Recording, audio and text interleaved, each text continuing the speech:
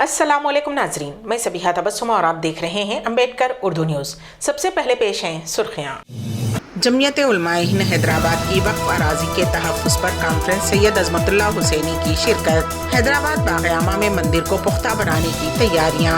तकरीबन 6 माह बाद सलामती कौंसिल में पहली मरतबा गजा जंगबंदी के मुताल्लिक़ करारदाद मंजूर। और इसराइली वज़ीर आज़म ने एहतजाजन सिफारती वफ़द का दौरा वाशिंगटन मनसूख कर दिया। और अब खबरों की तफसील। रियासत तेलंगाना में आइंदा 5 दिनों के दौरान दर्जे हरारत में इजाफे का इम्कान है। हैदराबाद के महकमे मौसमियात ने पेश क़यासी की है। आज यानी इतवार से अगले 5 दिनों तक आज़म तरीन दर्जे हरारत मामूल से 2 से 5 डिग्री इजाफा दर्ज होने का इम्कान है। महकमे मौसमियात के मुताबिक गर्मी की शिद्दत में इजाफा रहेगा और अगले 5 दिनों तक आज़म तरीन दर्जे हरारत में इजाफा रिकॉर्ड किया जाएगा। इस दौरान ओहदेदारों ने गर्मी की शिद्दत में इजाफे के पेश नज़र आवाम से मोहतात रहने की ख्वाहिश की है।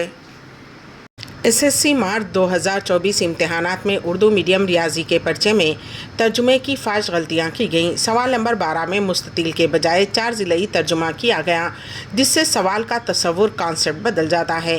तेलंगाना रियाजी फोरम उर्दू मीडियम निज़ामाबाद के ओहदेदारान ख्वाजा नसीरुद्दीन सदर और मोहम्मद मुख्तारुद्दीन जनरल सेक्रेटरी ने हुकूमत से मुतालबा किया है कि सवाल नंबर 12 के तलबा को निशानात दिए जाएँ ताकि तलबा को नुकसान न हो। उसके अलावा तर्जुमे की फाश गलतियाँ की गई हैं, जिसकी वजह से तलबा को सवालात हल करने में दुश्वारी पेश आई। सवालात नंबर 1, 3, 17 उर्दू तर्जुमा ट्रांसलेशन में भी रियाजी इस्तिलाह के बजाय इंग्लिश टर्म और गूगल डिक्शनरी का इस्तेमाल किया गया और निसाबी कुतुब के अल्फाज के बजाय मुश्किल अल्फाज का इस्तेमाल किया गया। तेलंगाना प्रदेश कांग्रेस कमेटी के तर्जुमान शुजात अली ने कहा है कि सोशल मीडिया आइंदा लोकसभा इंतखाबात में इंडिया इत्तेहाद को शानदार कामयाबी से हमकिनार करने में अहम रोल अदा करेगा। उन्होंने अपने सहाफ़ती बयान में कहा कि स्ट्रीम मीडिया की जानिब से जानिबदारी के बावजूद अवाम कांग्रेस की क़यादत वाले इत्तेहाद की ज़बरदस्त हिमायत करेंगे। कांग्रेस कायद ने कहा कि जहाँ एक तरफ गोदी मीडिया हुकूमत की मदहसराई में मशरूफ़ है, वहीं दूसरी जानिब अवाम सोशल मीडिया के ज़रिए हुकूमत की मुखालिफ अवाम पॉलिसियों के खिलाफ कांग्रेस की जानिब से उठाई जाने वाली आवाज़ और इक़दामात का सोशल मीडिया के ज़रिए बगौर मुशाहिदा कर रहे हैं और कांग्रेस की हिमायत में हैं। शुजात अली ने शहरियों से ख्वाहिश की है कि वो कांग्रेस के हक़ में वोट दें। शहर हैदराबाद के बाग़-ए-आमा में वाक़े मंदिर की पुख्ता तामीर के लिए इक़दामात किए जा रहे हैं। बताया गया है कि जवाहर हाल भवन के अहाते के पास वाक़े मंदिर को मुस्तकिल बनाने के लिए खुफिया तौर पर काम शुरू कर दिया गया है। इस मंजर की बाज़ अफराद ने वीडियोग्राफी की और तस्वीरें रवाना की। साबिक़ तजुर्बात की रोशनी में ये कहना गलत नहीं होगा कि अक्सर ये देखा गया है कि शहर के मुख्तलिफ मकामात पर आर्जी मंदिरों के पास इसी तरह से खुफिया तौर पर कार्रवाई करते हुए रातों रात पुख्ता तामीरात का काम शुरू कर दिया जाता है। होली त्यौहार के दौरान नारायणपेट ज़िले के मुस्तखर पर एक अफसोसनाक सानहा पेश आया। पीने के पानी की टैंक टूटने की वजह से एक कमसिन की मौत और दीगर 2 अफराद ज़ख्मी हो गए। तफसीलात के मुताबिक नारायणपेट ज़िले मुस्तखर के बल्दी हल्के 20 गोपालपेट में होली के त्यौहार के मौके पर बच्चे खेलते हुए पानी की टैंक के पास चले गए। इस दौरान अचानक टैंक टूटकर बच्चों पर गिर पड़ा और जाए वक़ू पर लक्ष्मी प्रणति 13 साल की मौत हो गई और 2 दीगर लड़कियाँ ज़ख्मी हो गईं। दोनों ज़ख्मी लड़कियों की शिनाख्त हरिप्रिया और निहारिका के तौर पर हुई है। ताहम मोहल्ले वालों का मुबैना इल्ज़ाम है कि कल रात होली त्यौहार के सिलसिले में पानी की टैंक से मुत्तसिल ही होलिका का वहाँ जलाया गया था, जिसके असर से पानी की टैंक कमज़ोर होकर टूट गई। रियासत तेलंगाना के ज़िले कुमरम भीम आसिफाबाद में होली त्यौहार के मौके पर तैराकी के दौरान 4 नौजवान वारदा नदी में ग़रक़ाब हो गए। तफसीलात के मुताबिक ज़िले के कोटाला मंडल के नदीमाबाद मौज़े के रहने वाले संतोष, प्रवीण, साई और कमलाकर नामी 4 नौजवान तैराकी के लिए वारदा नदी में उतरे थे, जो कि ग़रक़ाब हो गए। मुक़ामी अफराद ने गोताखोरों की मदद से उन्हें बाहर निकालने में कामयाबी हासिल की, लेकिन तब तक वो फौत हो चुके थे। नाशों को निकालकर पोस्टमार्टम के लिए सरकारी दवाखाना मुंतकिल कर दिया गया। पुलिस मसरूफ़ तहक़ीक़ात है। जमीयत उलमाए हिंद हैदराबाद की वक्फ अराजी के तहफ़्फ़ुज़ पर कॉन्फ्रेंस सैयद अज़मतुल्लाह हुसैनी की शिरकत। सैयद अज़मतुल्लाह हुसैनी चेयरमैन स्टेट वक्फ बोर्ड ने सिटी जमीयत उलमाए हिंद टोली चौकी हैदराबाद की तरफ से वक्फ अराजी के तहफ़्फ़ुज़ पर दावत इफ्तार और गोलमेज़ कॉन्फ्रेंस में शिरकत की। इस मौके पर अज़मतुल्लाह हुसैनी ने वक्फ अराजियात के तहफ़्फ़ुज़ और उसकी बाजियाबी के लिए हर मुमकिन जिद्दोजहद करने का तयक़ुन दिया। اردو دنیا زبان و ادب اور تعلیمی خدمات انجام دینے والے شخصیات میں ایک معتبر شخصیت کے مالک تھے میم خاف سلیم۔ آپ بہت تنظیموں کے ساتھ سرپرست اعلیٰ All India Urdu Mass Communication Society for Peace تھے۔ میم خاف سلیم کے انتقال کی خبر کے ساتھ ہی کئی لوگ صدمے کا شکار ہوئے۔ وہ دکن کی تہذیب و تمدن اور یہاں کی زندگی کا ایک بے مثال نمونہ تھے۔ انہوں نے اس خاص کلچر اور تہذیب کی جس طرح سے حفاظت کی اور ان تبدیل شدہ حالات میں تہذیبی وقار کو باقی رکھا، وہ ایک بڑی بات تھی۔ مرحوم نے اپنے مکان صاحبان اردو ہال میں ادبی محفلوں کے ذریعے دکن کی قدیم روایات کو برقرار رکھا تھا۔ صاحبان کا ادبی نشستوں اور مشاعروں کے ذریعے اردو زبان و ادب کی ترقی و ترویج تھا۔ شاداں کالج میں صدر شعبہ اردو کی حیثیت سے تا دم مرگ اپنی بیش بہا خدمات انجام دیتے رہے۔ اردو اخبارات میں مراسلہ نگاری میں منفرد مقام رکھتے تھے۔ مراسلے کے ذریعے آپ نے سماج میں پائی جانے والی برائیوں کے تدارک کی کوشش کی اور ساتھ ہی سیاسی کرسیوں پر بیٹھے ہوئے افراد کو ان کے فرائض یاد دلائے۔ بالخصوص اردو اکیڈمی کو خاص مشورے دیا کرتے تھے۔ ان کی موت فرد واحد کی نہیں بلکہ ایک دانشور، ادیب، صحافی، سوشلسٹ، متحرک سماجی کارکن، ناول و افسانہ نگار و شاعری کو چھوڑ کر تمام اصناف سخن میں تباہ آزمائی کی۔ کورونا کے دور میں افسانچے کا مجموعہ بھی شائع ہوا جس میں زیست کے ہر موضوع پر مختصر افسانے تحریر کیے۔ ان افسانچوں میں شاعریہ سا لطف ہے۔ ان خیالات کا اظہار ڈاکٹر میم خاف سلیم کے انتقال پر اظہار تعزیت کرتے ہوئے doctor Mukhtar Ahmad Fardeen All India Urdu Mass Society for Peace نے کیا۔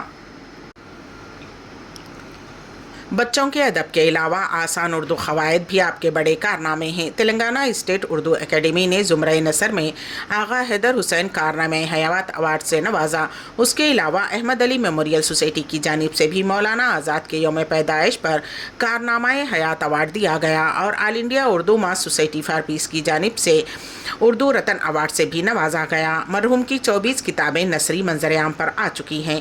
وہ حسن اخلاق کے ساتھ طنز و مزاح کے مالک تھے اور لوگوں کے مسائل حل کرنے اور ملی سماجی کاموں میں بڑھ چڑھ کر حصہ لیتے تھے۔ ان کا انتقال دکن کی تہذیب، دنیائے اردو ادب اور عوام کا ناقابل تلافی نقصان قرار دیا۔ مدتوں میں پیدا ہوتے ہیں ایسی شخصیت جنہیں ہم کبھی نہیں بھلا پائیں گے۔ اسرائیل حماس کی قید میں موجود 40 اسرائیلی یرغمالیوں کے بدلے 700 فلسطینی قیدیوں کی رہائی پر راضی ہو گیا ہے۔ اسرائیلی براڈ کاسٹنگ کارپوریشن کے مطابق تل ابیب نے قطر میں ہونے والے مذاکرات کے دوران اس بات سے اتفاق کیا ہے۔ براڈ کاسٹنگ کارپوریشن نے ایک سینئر اسرائیلی ذرائع کے حوالے سے بتایا ہے کہ اسرائیل نے 40 قیدیوں کی رہائی کے بدلے میں تقریباً 700 فلسطینی قیدیوں کو رہا کرنے پر رضامندی ظاہر کی ہے، جن میں تقریباً 100 عمر قید کی سزا پانے والے قیدی بھی شامل ہیں۔ اس کے علاوہ اسرائیل اس تجویز پر بھی غور کر رہا ہے جس کے تحت عمر قید کی سزا پانے والے 7 فلسطینیوں کو ایک خاتون فوجی کے بدلے رہا کیا جائے گا۔ ذرائع نے یہ بھی کہا کہ واشنگٹن اپنے secretary of state Antony Blinken کے ذریعے تل ابیب میں واضح دباؤ ڈال رہا ہے کہ وہ مذاکرات میں پیش رفت کرے اور دنوں میں کسی معاہدے تک پہنچ جائیں گے۔ اس سلسلے میں امریکی دباؤ کے بعد غزہ کی پٹی کے شمالی علاقوں میں بتدریج واپسی کا تقریباً 1 معاہدہ ہے۔ اقوام متحدہ کی سلامتی کونسل نے جنگ شروع ہونے کے 6 ماہ بعد بالآخر غزہ میں فوری جنگ بندی کا مطالبہ کرنے والی قرارداد کو منظور کر لیا ہے۔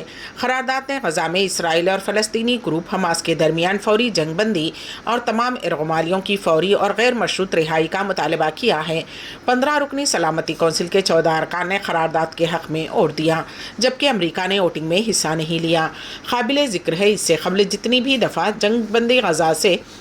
غزہ جنگ بندی سے متعلق قرارداد پیش کی گئی وہ صرف اس وجہ سے منظور نہیں ہو سکی تھی کیونکہ اس قرارداد کو امریکہ ویٹو کر دیتا تھا۔ امریکہ نے جنگ بندی کی قرارداد پر 3 مرتبہ اپنا ویٹو استعمال کیا ہے لیکن اس دفعہ امریکہ نے ایسا نہیں کیا۔ قابل ذکر ہے کہ سلامتی کونسل کی قراردادیں بین الاقوامی قانون ہوتا ہے، انہیں ہمیشہ اقوام متحدہ کے تمام رکن ممالک کے لیے پابند سمجھا جاتا ہے۔ کونسل کے 10 منتخب اراکین کی طرف سے پیش کی جانے والی اس قرارداد کو روس اور چین اور اقوام متحدہ میں 22 ممالک کے عرب گروپ کی حمایت حاصل ہے۔ عرب گروپ نے ایک بیان میں کونسل کے تمام 15 ارکان سے اپیل کی تھی کہ وہ خون ریزی کو روکنے، انسانی جانوں کے تحفظ اور مزید انسانی مصائب اور تباہی کو روکنے کے لیے قرارداد کے حق میں ووٹ دیں۔ واضح رہے کہ غزہ کی وزارت صحت کے مطابق علاقے میں 32,000 سے زیادہ افراد جاں بحق اور 74,000 سے زیادہ زخمی ہو چکے ہیں جبکہ مرنے والوں میں 2/3 خواتین اور بچے ہیں۔ کو اقوام متحدہ کی سلامتی کونسل میں غزہ میں فوری جنگ بندی کا مطالبہ کرنے والی قرارداد منظور ہونے کے بعد اسرائیلی وزیر اعظم بنجامن نیتن یاہو نے احتجاجاً ایک اعلیٰ سطحی وفد کا واشنگٹن کا منصوبہ بند دورہ منسوخ کر دیا ہے۔ یہ قرارداد پیر کو پاس ہوئی جب امریکہ نے اپنا ویٹو پاور استعمال نہ کرنے کا فیصلہ کیا۔ امریکہ اس سے قبل جنگ بندی کا مطالبہ کرنے والی 3 قراردادوں کو ویٹو کر چکا ہے۔ قرارداد میں حماس کے 7 اکتوبر کو جنوبی اسرائیل میں اچانک حملے کے دوران ارغمال بنائے گئے تمام ارغمالیوں کی رہائی کا بھی مطالبہ کیا گیا ہے۔ جنگ بندی کی قرارداد کو سلامتی کونسل کے 10 منتخب اراکین نے تجویز کیا تھا۔ لڑائی کے دوران اب تک 32,000 سے زیادہ فلسطینی جاں بحق ہو چکے ہیں۔ جنگ بندی کے لیے بڑھتے عالمی دباؤ کے درمیان رمضان میں فوری جنگ بندی کے لیے پیش کی گئی قرارداد پر امریکہ نے ووٹنگ میں حصہ نہیں لیا۔ امبیڈکر اردو نیوز کے اختتام سے قبل دوبارہ سرخیوں پر ایک نظر۔ جمعیت علماء ہند حیدرآباد کی وقف اراضی کے تحفظ پر کانفرنس سید عظمت اللہ حسینی کی شرکت۔ حیدرآباد باغ عامہ میں مندر کو پختہ بنانے کی تیاریاں۔